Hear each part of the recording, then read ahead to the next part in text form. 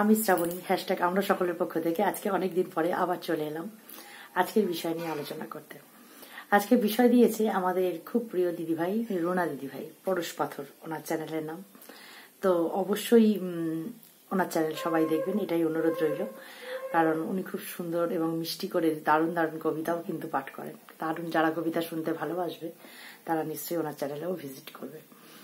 আর আমাদের মিষ্টিও খুব সুন্দর গান গায় এবং কবিতা বলে। আগের চ্যানেলটা ওর ছিল কবিতার চ্যানেল, গানের চ্যানেল, সুন্দর বলতো। তো ওরও দেয়া একটা বিষয় আছে, যেটা হচ্ছে মানে কিছু পিঠের রেসিপি। আর যেহেতু পিঠে চলে যাচ্ছে এখন আমাদের কাছ থেকে, আর আরেকটা হচ্ছে যেটা ক্ষমতা বাড়লে অহংকার বাড়ে।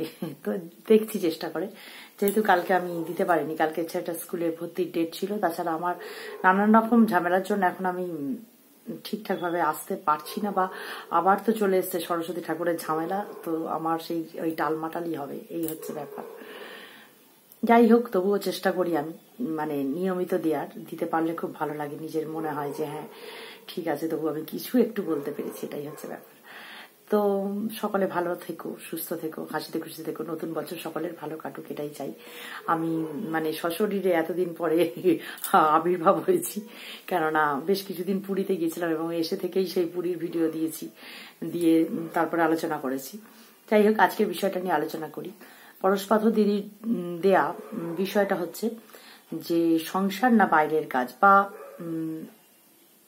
কি বলবো, চাকরি বাইরের কাজ, এরকমই একটা মানে কিছু একটা বলা আছে। বাইরের কাজ না সংসার, কোনটাতে বেশি প্রায়োরিটি দেবে। তো সত্যি কথা বলতে কি, আজকালকার যা যুগ পড়েছে, দুটোরই প্রয়োজন আছে। আমি বারবারই বলি, এই ধরনের নিয়ে আমাদের আগেও অনেক আলোচনা হয়েছে।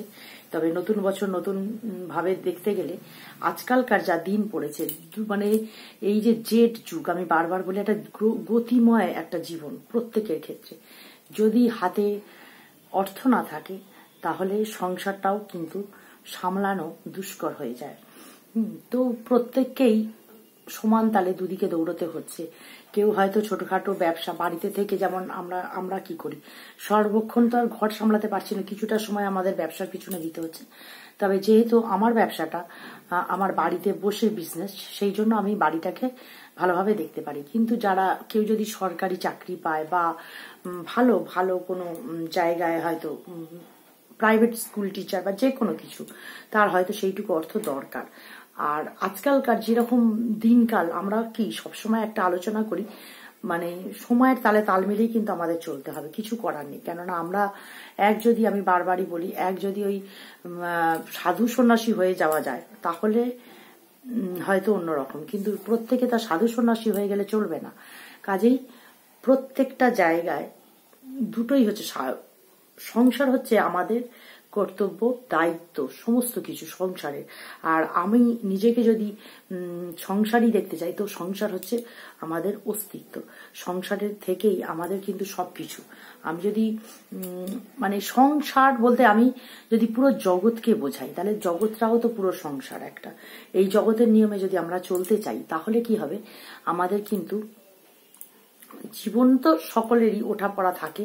তো আমরা যদি দেখি যে হ্যাঁ আমার হাজবেন্ডের একার ইনকামে আমার সংসারটা চলছে না, তখন অবশ্যই আমাকে এগিয়ে আসতে হবে আর একটা কিছুর জন্য। কেননা আমার বাচ্চা আছে, পরিবার সচ্ছল রাখতে আমাকেও তখন এগিয়ে আসতে হচ্ছে। আর সব থেকে বড় কথা কি, এখনকার যা দিনকাল পড়েছে, সত্যি কথা বলতে, যে প্রত্যেকেরই না, মানে আমি হতে পারিনি বলে আমি এই কথা একদম বলবো না, নিজের একটু স্বাবলম্বী হওয়া দরকার। কেননা সব সময় অপরের উপর নির্ভর হওয়াটা কিন্তু মানে সঠিক নয় আমার মনে হয়। তো দুটোরই প্রায়োরিটি, আমি কখনোই একটাকে ছোট করব আর একটাকে বড় করে দেখাবো না। সংসারকে আমি ভালোবাসি, অবশ্যই সংসার আমার কাছে প্রথম প্রায়োরিটি। কিন্তু প্রয়োজনে আমিও যেমন ছোটখাটো বিজনেস করছি বা কিছু করছি, সেরকম প্রয়োজনে কেউ যদি চাকরি পায়, তাহলে কি সে চাকরিটা ছেড়ে দিয়ে সংসারটা করবে? তা না, তাকে ব্যালেন্স করতে হবে, এটাই হচ্ছে ব্যাপার। এইটুকুই বলার, যে প্রায়োরিটি দুটোরই। আমি যদি সংসারটাকে আমার হাজবেন্ডের একার ইনকামে আমি সচ্ছলভাবে না রাখতে পারি, তখন অবশ্যই আমাকে দু কদম এগিয়ে যেতে হবে, স্বামীর মানে কাঁধে কাঁধ মিলিয়ে দু কদম এগিয়ে যেতে হবে, যাতে আমার সংসারটা সচ্ছল থাকে, সুন্দর থাকে। কাজে প্রায়োরিটি আমাকে কিন্তু দুটোই দিতে হবে। আমি যদি অন্যের অধীনে কাজ করি, আমি এটা বোঝাবার জন্য আমি এগুলো বলছি যে আমি যদি অন্যের অধীনে কাজ করি তখন কিন্তু আমি যেমন সংসারকে নিজের ভেবে দায়িত্ব নিয়ে নিজের অস্তিত্ব দিয়ে মানে নিজের সমস্ত কিছু দিয়ে আমি সংসারকে সামলাচ্ছি, সেই রকমই আমি যদি অন্যের অধীনে কাজ করি সেই জায়গাটাকেও আমার সেই সততার সাথে যদি আমি কাজটা করি তাহলে কিন্তু আমার মানে কর্মটা আমার ঠিকঠাক হবে। এইটা আমি যদি একটা বিজনেস করি আমার সেই বিজনেসে কিন্তু আমার পুরোটা দিতে হবে।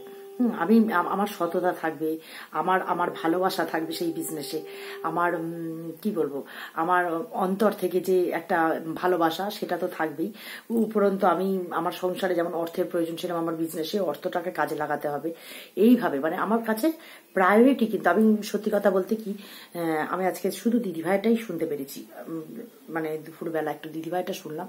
দিদিভাইও এই কথাই বলছে যে সংসার তো আমাদের সবটাই, কথাটা তো খুব বড় সত্যি কথা, কারণ আমাদের জগৎটাই একটা সংসার, আমরা হচ্ছি সংসারের সংসেজে অভিনয় করছি মাত্র, এই হচ্ছে ব্যাপার। তো যতদিন আমরা বাঁচবো এটাই হচ্ছে সেই আবারও কর্ম চলে আসে, আমরা আমাদের কর্মটাকে ঠিক রাখবো।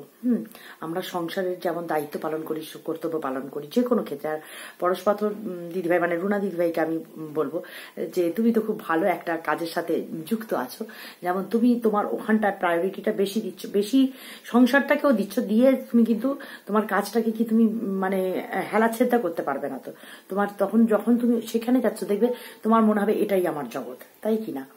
আমি এটা বুঝি, এটা আমি বুঝি এই কারণে যে আমি বলি আমার মেজো বোন চাকরি করে, কিন্তু ভোরবেলা 4টের সময় উঠে সংসারের সমস্ত দায়িত্ব কর্তব্য পালন করে ও যখন অফিসে যায় বলে দিদি যখনই আমি ওই যে সই করে অফিসে ঢুকছি তখনই ওইটা আমার আর একটা জগৎ, ওইটা আমার আর একটা সংসার, ওখানে ওইখানকার জন্য একটা আলাদা ভালোবাসা আছে।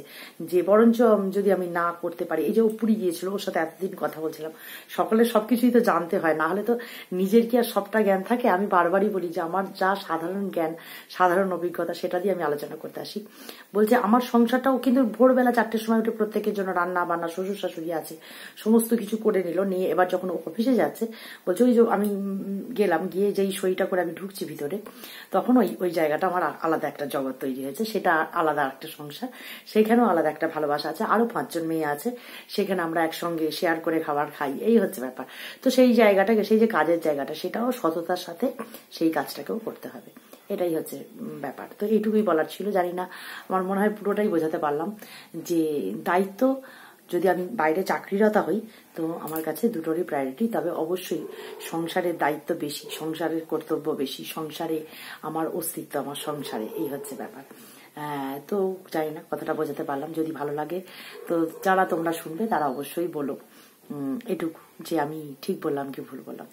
আর এবার আসবো মিষ্টির কালকের দেয়া বিষয়টা। মিষ্টি যে বিষয়টা দিয়েছে ক্ষমতা বাড়লে অহংকার বাড়ে, এটাতে আমি একটু দ্বিমত বলতে কি আমি আমার মতটা একটু আলাদা, যে সত্যিকারে যারা ক্ষমতাবান, সত্যিকারে যারা আসলেই বলে না কথায় আছে দেখবেন ফল ভর্তি যে গাছ, যে যার অনেক ফল ধরে আছে যে গাছের ডালে, সেই ডাল কিন্তু মানে নিচের দিকে নুয়ে থাকে আর কি। সেই রকমই যাদের আসলে সত্যিকারের ক্ষমতা আছে তারা কিন্তু অহংকার দেখায় না। আমি কয়েকটা ছোট ছোট উদাহরণ দিই, যেমন একটা এতে আছে যে একটা আমি এই ইউটিউবে দেখেছিলাম যে অমিতাভ বচ্চন আসছেন প্লেনে করে, তো সবাই আসছে ওনার কাছ থেকে আর কি সই সাবুত নিচ্ছে, তো উনি তো তখন আর কি বেশ অভিনেতা হিসেবে নামডাক, তখন দেখছেন পাশে যিনি আছেন পাশের মানে মানুষটির ওনার প্রতি কোনো আগ্রহ নেই। তখন উনি ভাবলেন যে উনি একটুখানি মানে মনে মনে এটাই ভাবলেন যে সকলে আমার কাছে এগিয়ে আসছে, এই মানুষটি আমার পাশে বসে আছে অথচ আমাকে একবার জিজ্ঞাসাও করছে না।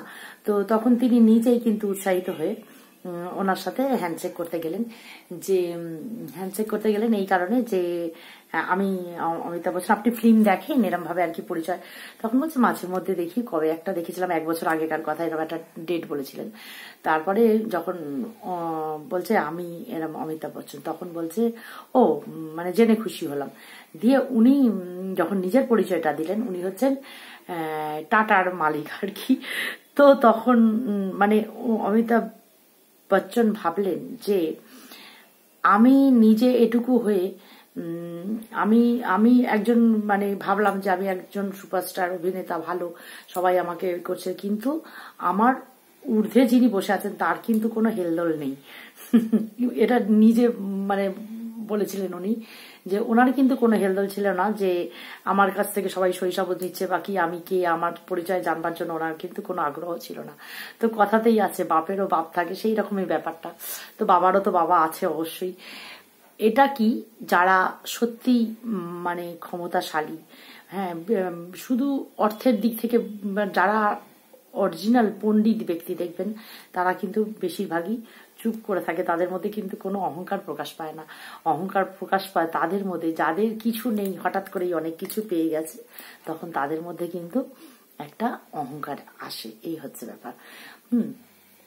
তো ক্ষমতা পেলেই অনেক কিছু অহংকার, ক্ষমতা হঠাৎ করে পেলে এটা অহংকার, এইভাবে আমি ভেবেছি কথাটা।